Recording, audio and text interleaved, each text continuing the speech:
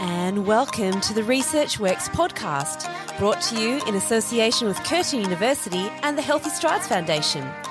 Your hosts are Dr. Dana Poole and Dr. Ashleigh Thornton, and together we will interview world-leading researchers in the area of child health to support your practice in being more evidence-based. Today we have something really special for you listeners. We are joined by Dr. Melissa Licari, who is one of the co-leads of Impact for DCD, an Australian first survey and the largest of its kind to be completed globally, which has identified challenges experienced by children with Developmental Coordination Disorder, or DCD, as we'll refer to it throughout this podcast, and their families. Welcome, Mel. Welcome. Thank you so much for having me. I'm excited to be here. We are so thrilled to have some time with you today. And the main reason for that is because DCD is just described as this hidden disability, and it's considered to be underdiagnosed and a misunderstood disorder as well, even amongst health professionals. So I'm so looking forward to chatting to you about this. Just looking at some of the data from your report, it reports that DCD affects at least one child in every classroom, and also that identifying and diagnosing DCD can be really difficult. So your expertise today will help us to unpack this, because we want to understand the emotional, the educational, the social toll that it has on families that are affected by it. So whilst we'll be talking about one main report today that Mel has co-led, we'll also touch on some other key research in the area, specifically another one of your papers on the unmet clinical need of children with DCD. But before we get stuck into all of that, let's properly introduce you to Dr. Melissa Licari. Melissa is the inaugural Angela Wright Bennett Postdoctoral Fellow at the Telethon Kids Institute. She's currently leading a program of research investigating the clinical presentation and intervention for movement-related difficulties in children with neurodevelopmental disorders. Mel sits on the boards for Developmental Coordination Disorder Australia Inc., the Australian DCD Alliance, and is the Australian representative on the working board for the International Society for Research into DCD. She's leading a national advocacy project, which we just talked about, Impact for DCD, working to improve awareness and support of movement-related difficulties, including identification and diagnostic practice and delivery of evidence-based interventions. And on top of all of that, she has also authored a children's book, Sometimes I Find It Hard to Move My Body. What? That's so cool. Yeah, it's amazing. I did not know that. Mel holds an honours degree in science and completed her doctoral studies examining involuntary movements in neurodevelopmental conditions at the University of Western Australia. She has over 10 years' experience working as a lecturer and researcher, and 15 years clinical experience coordinating and directing movement programs for children with neurodevelopmental disorders. Jeepers, how do you do all that and you look so young? I know this is a podcast, no one can see you, but you look really young for someone who's done all that work. Thank you. Very flattering, of course. There's a lot of grey hairs in there. And on top of all of that, Mel was my PhD supervisor as well. That's so cool. Yes, I love that. I had the pleasure of being Ash's PhD supervisor, and she obviously completed her PhD in the area of DCD, so It was really lovely to have her come through, and definitely one of my best students we've had.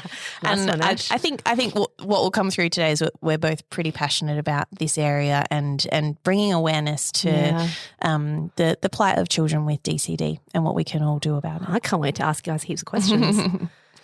So before we get stuck into all of that, we normally start our podcast with a little icebreaker question. And the question for today is, if you could switch lives with anyone for a day, who would it be? Oh, gosh, that's a difficult question. Yeah, I can give you some time to think about that if you like. Okay. I think I would go for someone that has a lot of money so that they would donate that money to research. So I'd probably switch places with Gina Reinhardt for a day. Oh, yeah. Oh, yeah. And I would probably donate a lot of money towards research in general, but of course, to support, work like this, which is actually an unfunded study. Wow. It would go such a long way, I guess, in terms of supporting some of the work that, we're doing. That's a great idea. That is so cool. Yeah. Dana? Oh, mine feels so much more shallow compared to that. I would swap with Michael Jordan, the great MJ, but I go back to the 90s, not the retired MJ who goes Space fishing Jam now. MJ. Yes. I want to know, like, everything he thinks about, because he's someone that strives for excellence and his leadership and just what all that would have been like and on the court. You know, I know people, again, this is a podcast, no one can see me, but I'm quite a short person. I don't jump very high. I don't have great sporting prowess. So to be able to do something that athletic, oh my gosh, that'd be really cool. Pretty amazing. I would love to do that. Yeah. What about you, Ash? Oh, okay. I'm going to go even shallower than you, Dana. And look, I just want to be Beyonce. Because she's so cool. She's like infinitely cooler than I will ever dream of being. But she's so mysterious. Yes, that's true. So I just love to know what she does all day. Oh, cool. And then if I know what Beyonce does all day, I know what Jay-Z does all day. Like it's just, I think it's two birds with one stone. Oh my goodness. You know, all I have stuck in my head now would be Beyonce songs. If you like what you put a ring on it. Wow, this is getting shallow. So let's we could sing Beyonce songs to you all day, but we won't do that. Let's get stuck into the podcast. I know Ed's not looking that impressed. All right. Let's get into the seriousness of it. Pico, are you ready? All right, here we go. So the eligibility criteria for people who participated included parents with children aged between 4 and 18 years with persistent movement difficulties, but not associated with another movement-related condition, such as cerebral palsy or muscular dystrophy, and are currently living in Australia. So the responses were received for 443 children, of which 73.5% were male with movement difficulties, and there was an average age of 9.2 years. Now, the Impact for DCD survey employed a mixed methods approach. There were 95 questions with a combination of multiple choice and open-ended questions to allow for quantitative and qualitative investigations. And importantly, the survey was developed in collaboration with parents, educators, and clinicians. And the questions were clustered across 5 impact domains, being diagnosis, therapy, activity and participation, education, and finally, the social and emotional impact. Now, the results from this paper reveal that there was no consistent terminology or standardised practice for the diagnosis of DCD in Australia. And many of the children, that being 70%, were diagnosed with at least one co-occurring neurodevelopmental, language, or learning disorder. Almost all families had access therapy for their child's movement difficulties, but more than half did not have access to funding to support therapy costs, and this was attributable to financial strain. And 2/3 of families report they did not feel that the current level of therapy was sufficient. There is just actually so much to unpack here. Absolutely. So, Mel, starting from, I suppose, a really high level, can you explain to us and all of our listeners what developmental coordination disorder is? Love to. So, developmental coordination disorder, which is often referred to as motor dyspraxia, is a neurodevelopmental condition that substantially affects a person's ability to learn and perform movement skills at an age-appropriate level. So in a basic sense, it's a condition characterised by very poor coordination. The movement difficulties typically emerge early in life, so infants often display delays in terms of achieving their motor milestones, such as crawling and walking. Mm-hmm. During early childhood, we see difficulty achieving independence with movements, such as learning to eat with a spoon or a fork, dress and play games that involve movement. But it's really that transition to school where the movement difficulties associated with DCD become most noticeable. Right. When a child can be observed amongst their peers, they often have enormous difficulty learning to perform tasks like drawing, writing, cutting with scissors, unzipping their school bag, and participating in playground activity. Yep. And we know that the movement challenges associated with the condition are not outgrown. Long-term studies have shown that children with DCD often continue to experience movement difficulties into adolescence and adulthood. And adults with DCD may have difficulty with self-care activities, things like cooking, housework, driving, and even crossing the road. So DCD can occur alone or can occur in conjunction with other neurodevelopmental disorders, like you mentioned. So conditions such as autism and attention deficit hyperactivity disorder, But the disorder cannot be diagnosed in cases where the movement difficulties may be attributable to other things such as intellectual disability, visual impairment, or any specific congenital or acquired neurological condition. And it is a disorder that is more common in males than females, very similar to the profiles we see in other neurodevelopmental conditions. Wow. Yeah, and in terms of prevalence, I think, Dana, you mentioned in the intro that we're talking about one child really in every classroom. It's 1 in 20 children that are affected by this disorder. Yeah. So it's, certainly quite not prevalent. That's right. Yeah. Mel, can you this is the survey, and impact for DCD is obviously born of, a long career in this area and focusing on these families and the difficulties that they face. Can you talk us through the process for developing the impact for DCD survey and why it was important to have consultation with all those key groups you engaged with? Sure. So the survey was developed in collaboration with DCD Australia, the peak body supporting children with DCD and their families, and in consultation with parent, educator and clinical service reference groups. And this community consultation was an integral part of developing the survey. Our goal was really to help gather vital evidence for people to understand the significant unmet needs of children with DCD in Australia.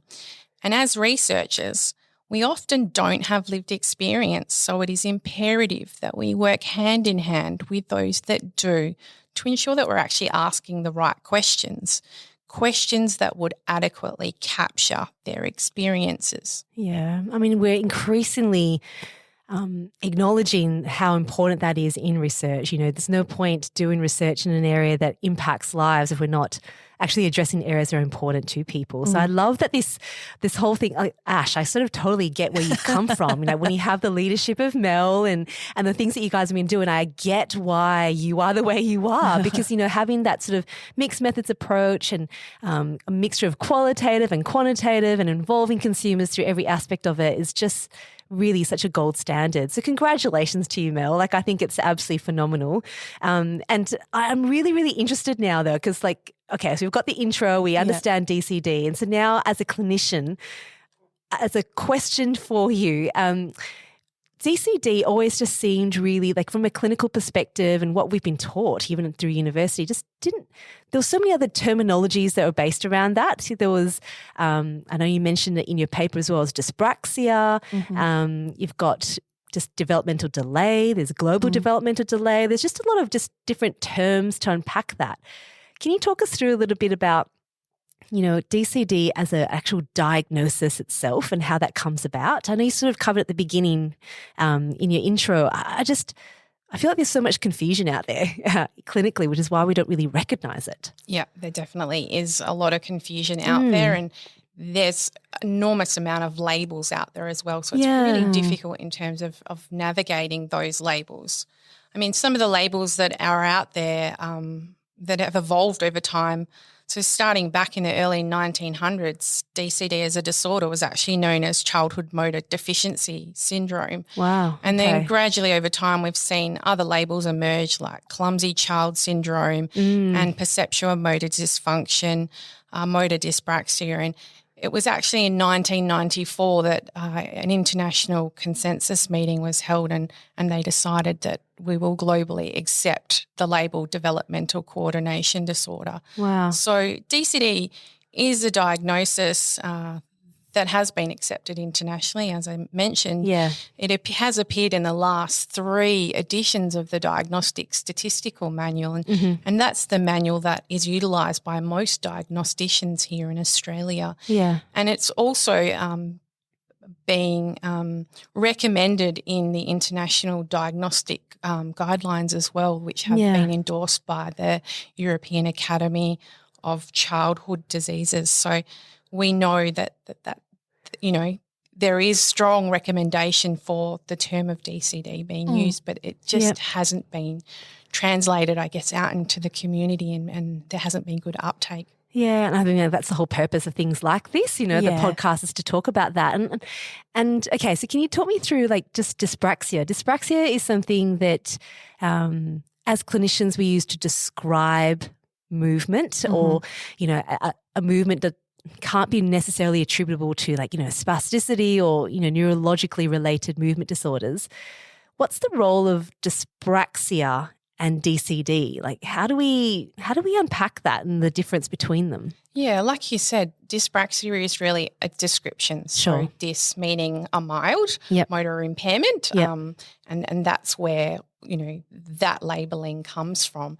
And so I think what's happened is, people have taken a description and that description has been somehow, I guess, accepted as a label. And so, there's lots of people out there using this label dyspraxia. Sure, and parents are thinking that, this is an actual diagnostic label and going away, my child has dyspraxia or my child has motor dyspraxia or developmental dyspraxia or ideomotor dyspraxia. There's so many different dyspraxia labels out there. So I think that, dyspraxia has, it's been used in the wrong context, I guess. Sure. It's been accepted as a diagnosis almost. Rather than a description. So I think we need to take a step back and remember that dyspraxia is a label that we use to describe how children with DCD are moving. So I think that's so important, isn't it? And absolutely. From I guess now just jumping into why it's important to make sure we can tell the difference is that dyspraxia doesn't lend itself to the support networks that you need. Exactly. Whereas DCD, being the diagnosis, means that hopefully there's an intervention pathway, but dyspraxia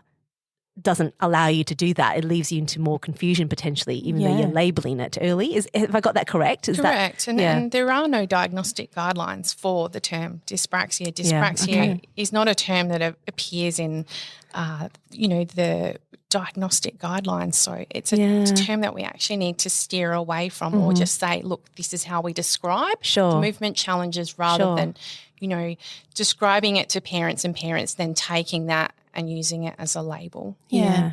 Okay. Because there are those 4 main criteria in the Diagnostic and Statistical Manual that you need to kind of tick off to be able to receive a DCD diagnosis. And as you say, the dyspraxia is just a description of, one of the components of the DCD diagnosis, but it's much bigger than that.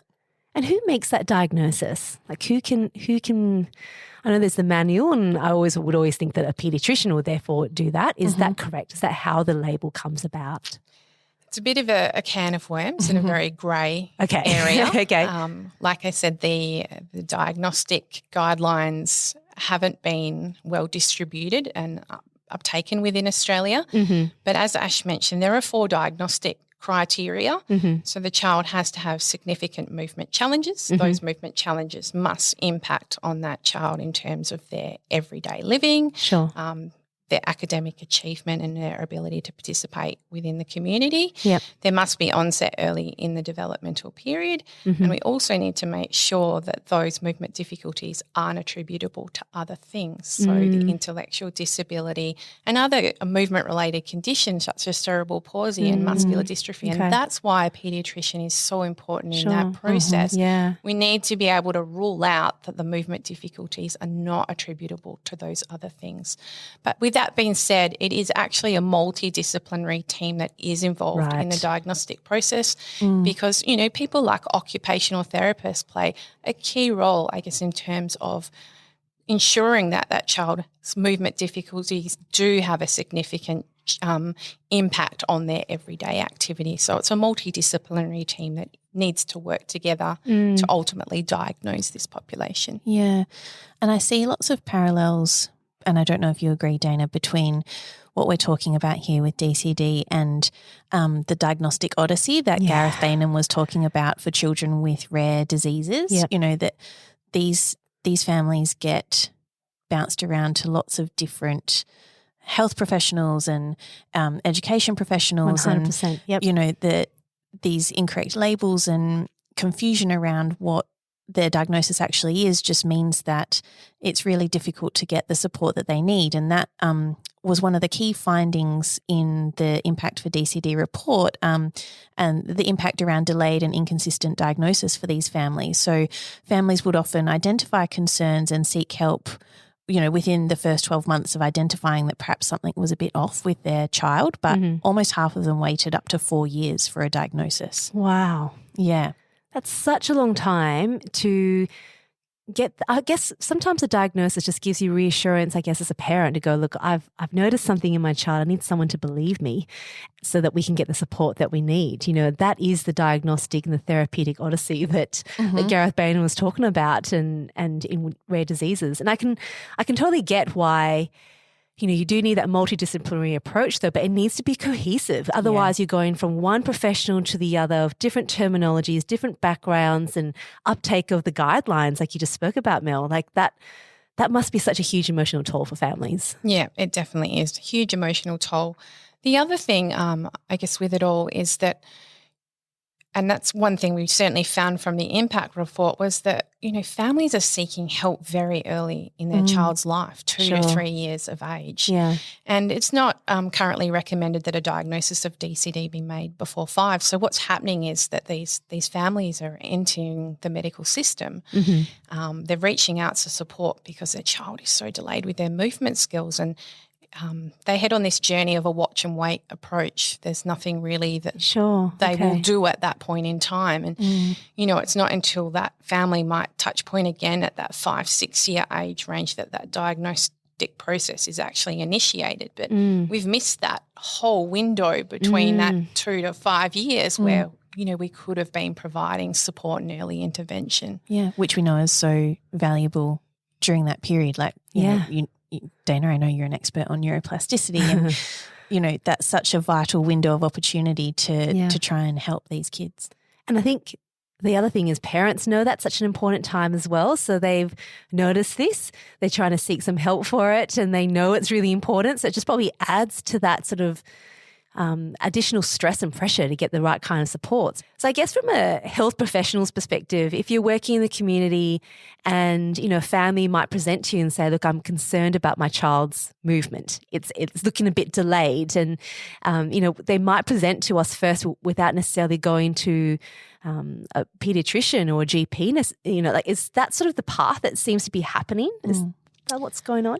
Yeah, I mean, most families will present to their GP. The GP will then refer to the paediatrician and we have a huge wait time, I guess, within the system of seeing a paediatrician. Yeah. And then often they get to the paediatrician and they go through the process of having evaluations done. Yeah. That child is flagged with movement difficulties. We can't explain them and then they're discharged. Right. So I think we need to flip our approach a little bit. Yeah.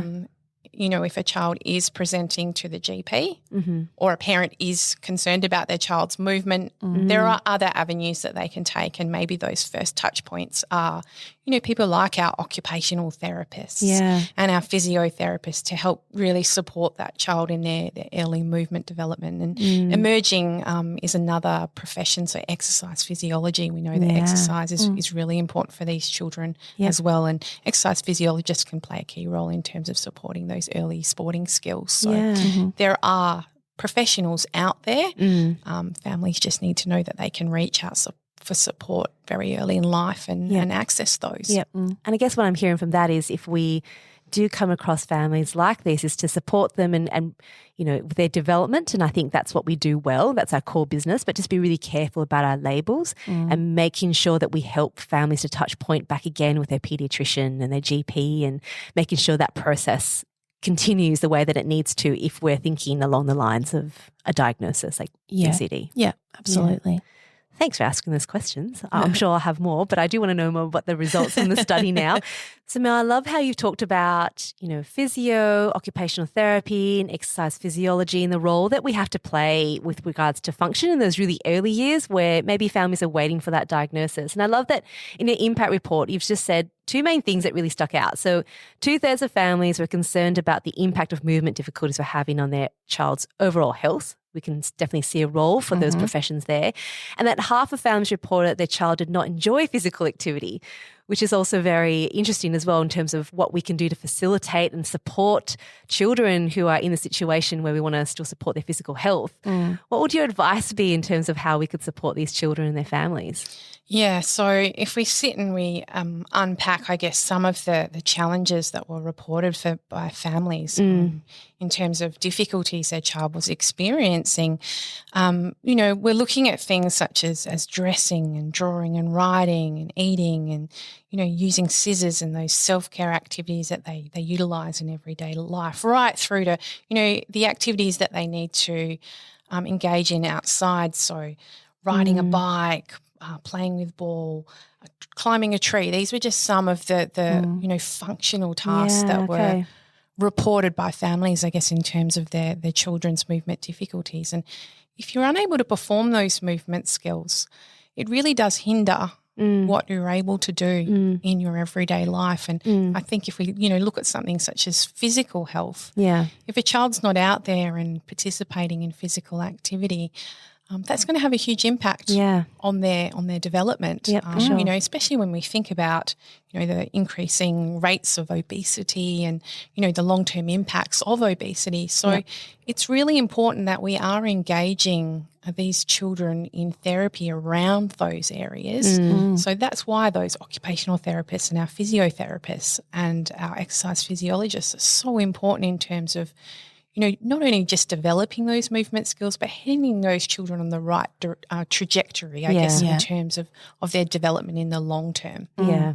And they will have specific goals around that. That's lots right. of kids who used to come, through the uni gym program at UWA, they had a goal of learning how to ride a bike. That was the one thing that they wanted to do, because that meant that they could be active with their family, they could be active with their friends, and don't underestimate how important simple everyday tasks like that are to these children and their families. Yeah, see, I love that. And I think this is where we talk about, the ICF, and we talk about the F words. These frameworks are for child health and they apply to every child health condition that we would work with. If we can unpack that and understand the role of activity and participation, it remains the same. If we talk about personal environmental factors, it remains the same. It's this whole person-centric approach. It's very individualized. So I guess my main thing, what I'm getting from this is, as a therapist, if we have someone that presents with what we suspect might be DCD, yes, there's a label that's looming, or they might already have that label, is that we work on this framework of the ICF and we understand what their goals are. And we know that physical health is so important, but if they're not enjoying it, it's trying to find ways that we can maybe scaffold their goals so they can make it more achievable. And then from there, they might have the confidence to try more things, and then they might be more physically active. And we've talked so much about physical activity in this podcast. So it applies to anyone, doesn't it? Regardless of diagnosis. Spot on. Absolutely. See, I love this stuff. You've got it. Mel, I just want to kind of pivot a little bit to talk about education as well. And I think, you just touched on there some of those activities that children struggle with. There's quite a lot of crossover between, performing those tasks in their everyday life and performing those tasks in the school environment. And 80% or over 80% of families who completed this survey felt that movement difficulties affected their child's education. So can you just talk to us a little bit about what that actually looks like in a classroom? Sure, I'm absolutely happy to talk about that. So school is an environment that is obviously reliant on movement, especially handwriting. So for a child with a movement disorder, handwriting can be extremely challenging, particularly when you consider the coordination that's required to control those intricate movements that are required to manoeuvre a pencil or a pen. So many children with DCD simply cannot write fast enough to keep up, or legibly, in terms of demonstrating their knowledge. Core skills, So they often have poor pencil grasps, and this causes discomfort and fatigue. So there's a lot of elements, around their challenges around handwriting. And unfortunately, this often means that children with DCD have difficulty completing classroom tasks and written tests, which are particularly important in the later years. Yeah. And like you said, the Impact for DCD survey revealed that 80% of families reported that their child's movement difficulties affected their education. And when we had a look at the greatest challenges at school, the two challenges that were reported by families at the top of the list were teacher awareness of the condition and also the child's ability to keep up in class. And teacher awareness is particularly important because we want children to have the right supports at school.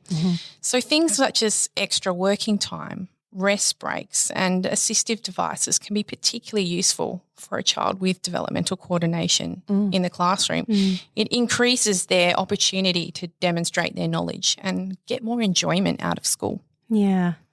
Can I ask them from that? I mean, you're talking about some real core skills from what you need for school. Unlike a child that might have, say, cerebral palsy, it's very clear they might have one side of their body that's affected, and so it makes sense to have adaptations to support them. If there's a visual impairment, you know, it's just more notable where they're positioned in class. It's just a lot more obvious. I can only imagine for a child with DCD where there's no real physical aspect that sort of gives a signal to others that they might be having some difficulty. That must have a huge impact on how they perceive themselves and how they can integrate into this classroom. I mean, is there work done on that?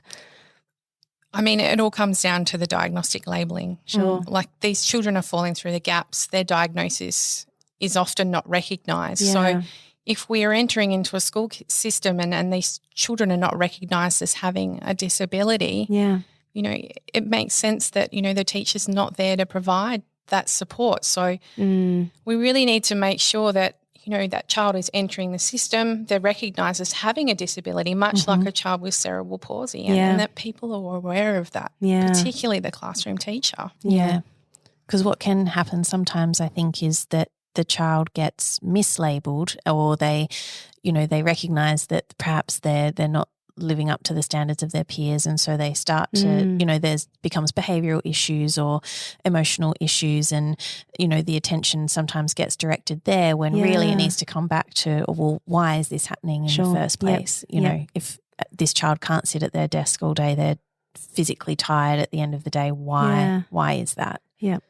Gosh, you can see how important it is to get that diagnostic labelling right so that they get the support they need. Otherwise, the effects it has on every part of their life, really. Absolutely, yeah. And I think that probably leads us into what I found to be one of the more sobering parts of the report, which is around the social and emotional health of these children. And I think, you know, the really alarming statistic that comes out of this report is that almost all of the families, so we're talking about 92% of these families, were concerned about the impact that their child's movement difficulties had on their social and emotional health. Were you expecting this to be such a high number, Mel? Yes, sadly, this was a finding we were expecting. Wow. So, you know, when you're working with these families on the ground, you see and you hear about the challenges they encounter beyond those movement difficulties.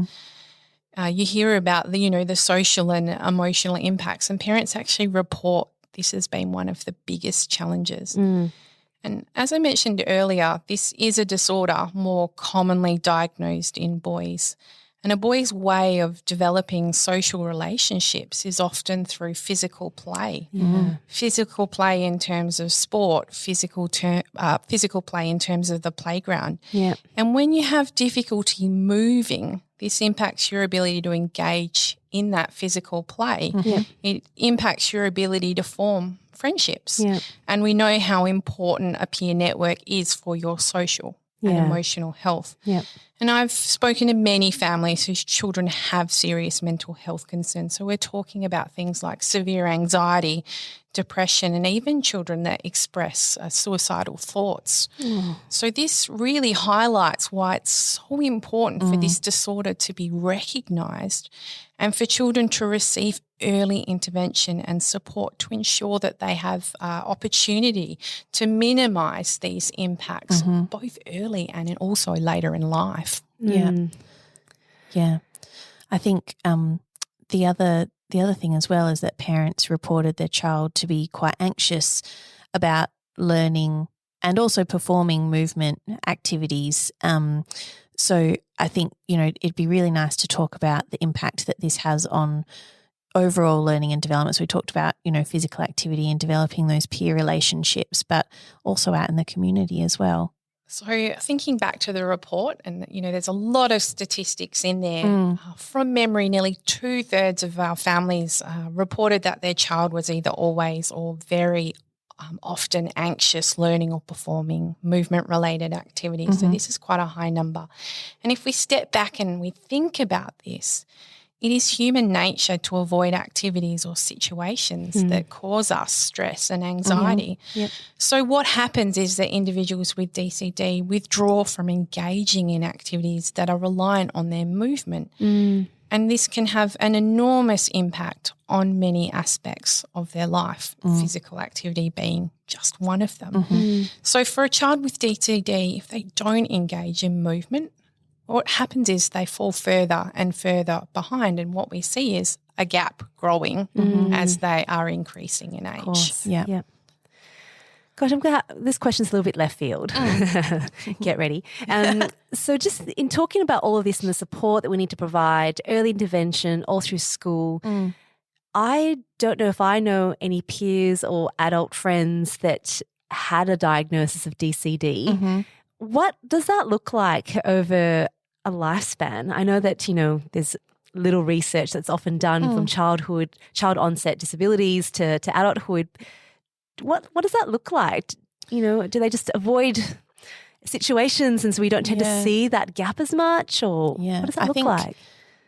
I think the difficulties change as time progresses, and I think, once you leave that educational environment, the challenges become things like learning how to drive a car, learning how to cook, learning how to clean your house, when you move out of home and things like that. So the difficulties are always there. They're just different depending on the stage of life. And there has been some really interesting research, I think, by Amanda Kirby and her colleagues in the UK around adult DCD and how that presents and the challenges that they face. So I would encourage people to go and have a look at some of that work, because it is again sobering, but interesting. Yeah. So as Ash mentioned, there is a little bit of research out there. It's definitely not enough. No, sure. But there is, some published research out there, and some of the areas that we're seeing adults experience difficulty are things like road crossings. You think you come to a road and, you have to look and see, cars where they're coming from. Yep. You have to be able to judge the speed that the cars are travelling at and then time your crossing. Yeah. And, when you're doing your crossing, you're often stepping down off a curb and then navigating yourself across the road, and maybe that car sped up and you need to stop in the middle. So, it's those sorts of activities that we see adults really having difficulty with. The other area is falls. Right. So, having a coordination difficulty puts you at greater risk of falling. So a lot of the research out there is reporting these high risks of falls and injury sustained from them. Oh, wow. And again, I guess it highlights the role of the professions you spoke about before. It's throughout the lifespan, but looking at the different areas that you might need to focus on as adults and support that, through the lifespan as well. Oh, thank you very much. So final question for me though, with regards to the cost of therapy. In your report, it does talk about, the financial strain of therapy, and just nearly half of them didn't feel like they could access any more based on, finances. What would your advice be? Like how can we support families through that if they're not able to access funding supports that they need? I mean, that's really challenging. I mean, how do you support families when they don't have access to funding? I mean, I think things are starting to change now. So organisations like our National Disability Insurance Scheme are changing the rules a little bit. So we know now that early in life, if a child has substantial motor delays and that those delays impact on that child at a significant level. Yep. These children now have access to early intervention plans. So we're starting to see children being able to access some funding to support them in therapy. Yep. But that funding actually finishes at 7. Right. So it's what happens from 7 in terms of therapy, that these families are really struggling in terms of support. And sadly, it does come down to what families can afford. Oh, so wow. There's really no other aspects out there in terms of supporting these families. Wow. Gosh, that's really, really challenging. Yeah. Where things might head from there. Sounds like there's lots of future work to be done though. Absolutely. And I know, I would encourage everyone listening today to go back and have a look through the full Impact for DCD report and also the paper that Mel led on the unmet clinical need of children with DCD, because I think, that will give you much more detailed information about all the things that we've talked about today. Mel, I'm going to finish with one final question, and given how big this report is, I know it's not going to be an easy question to answer, but I'd love to know what your recommendations would be for future work, and maybe if there was, one or two priorities now to start focusing on, what they might be. Big question, Ash. I know. Huge question. So I'll try and keep this nice and short and succinct, but I'll you'll have to bear with me a little bit as well. So there is obviously a huge amount of work to be done, and the Impact for DCD survey really just scraped the surface. Sure. So from the survey, we've been able to highlight the challenges that families are experiencing across a wide variety of domains and really just identify those priority areas that we need to address moving forward. We've been able to develop a series of recommendations targeting the unmet needs of children and their families, and we've been able to develop these in consultation with the reference groups that we mentioned at the start. Right. And these largely relate to the early detection and diagnosis, consistency in diagnostic labelling, supporting children in the school years and minimising those mental health impacts. And we've recently run the first of 2 national action planning meetings with key stakeholders from around Australia to explore ways of actioning these recommendations. And the first action planning meeting targeted medical and allied health sectors. And the second action planning meeting, which is scheduled later this year, will target the education sector. That's great.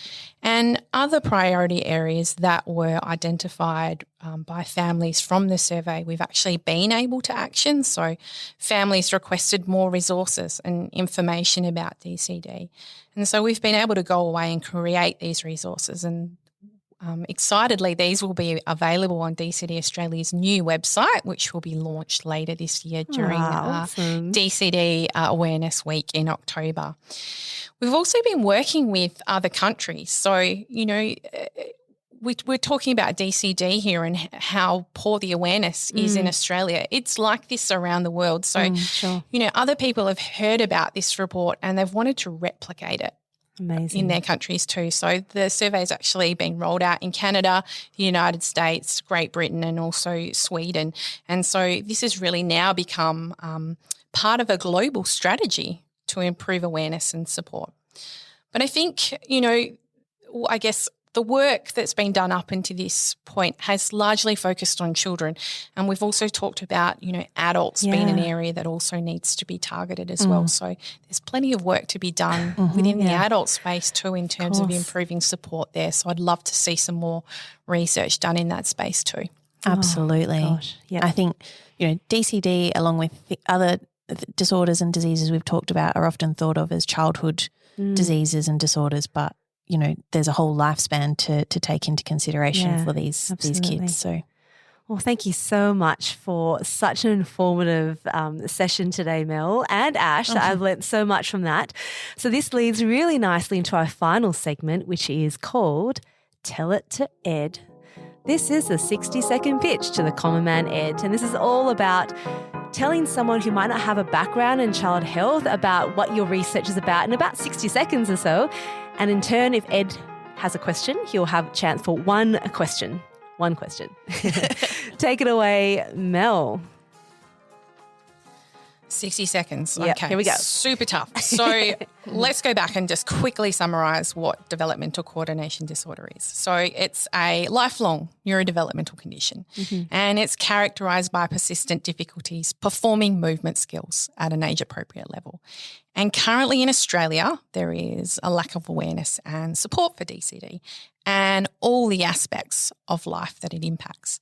So to highlight these challenges, we completed a national survey, and this was completed by families from around Australia. And our first major finding was that diagnosis is delayed and inconsistent, with many people not receiving a diagnosis until 2 to 4 years after seeking help. And children were diagnosed with a variety of labels and by a range of different professionals. Another major finding was that school is a major challenge, with many teachers not aware of the disorder or how to provide appropriate educational support. So wrapping it all up, the findings of this research really show that children are falling through the gaps, and there is an urgent need for change to make sure that children with DCD and their families are receiving appropriate support. Wow, what a great summary. Nailed it. Well done, Mel. That was great. That might be one of the best 60-second wrap-ups I've That was heard. really, really good. Yeah. Well done. Well, Ed, any questions? So this obviously is telling as to whether I understood anything at all. But I guess really, really insightful. But the thing that sticks out for me is that 2 to 4 years for a diagnosis. Mm. So I'm putting like the parental hat on and thinking if it takes 2 to 4 years to get a diagnosis, and as a parent, often you would see something in your child that maybe others wouldn't, because obviously you're around your child 24/7. So if you notice some sort of developmental, or obviously in this case like a coordination issue, and given that in Australia, I think at the moment, like after speaking with Ash and Dana, there's quite a long wait list to see medical people. Mm. What do you do in the meantime? Like if you can't get an appointment with somebody, and your research is saying that it takes 2 to 4 years anyway, what would a parent be able to do in the meantime if they notice some sort of coordination issue? Yeah, so a label is just a term that we use to define this condition. And, it does provide parents with a sense of, I guess, identity around why their child has motor difficulties. But that's only one component. There is the whole therapy side that needs to be targeted, and that's actually what will happen once that diagnosis has been made. But there's no reason why that therapy can't start before that diagnosis. So it's about making sure that you are identifying professionals out there that may be able to support your child very early in life based on the functional impacts that are impacting your child within those early years. So I'm talking about an occupational therapist who helps support children in terms of, their everyday movement skills they might need, like eating and dressing and those sorts of things. A physiotherapist might step in terms of, building the child's muscle strength. And then your exercise physiologist might step in and help with tasks such as, learning to throw a ball or kick a ball or play in the playground. So there's lots of people that can be involved early on.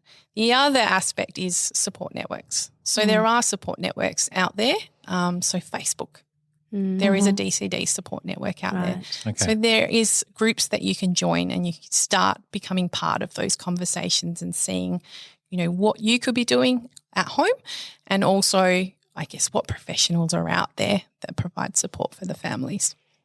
Oh, wonderful. Great question, Ed. Thank you. Gold star, Ed. Yeah. So I did understand. You did. Nice. You did. Well done. Well, for everyone who's listening, remember you can always look at the run sheet notes, which are available on researchworks.net. And of course, if you want this recorded as part of your CPD requirements, we can help you keep that record as you start to come close to that all-important auditing time. So again, fill out the CPD form on our website and we'll help you keep a record of that as well. But for now, this is it. Thank you so very much for being on the show, Mel and Ash. I love that you guys were both such experts in this area, and I feel like I learned so much from it. It was nice to be able to talk about and highlight DCD today with you, Mel. Yeah, thank you so much for having me. And this is really about spreading the message about this condition. So thank you for the opportunity to come in here and talk about DCD so that we are raising awareness for this condition. Our absolute pleasure. Well, thank you so much. And to everyone, we'll see you next week. Bye. Bye.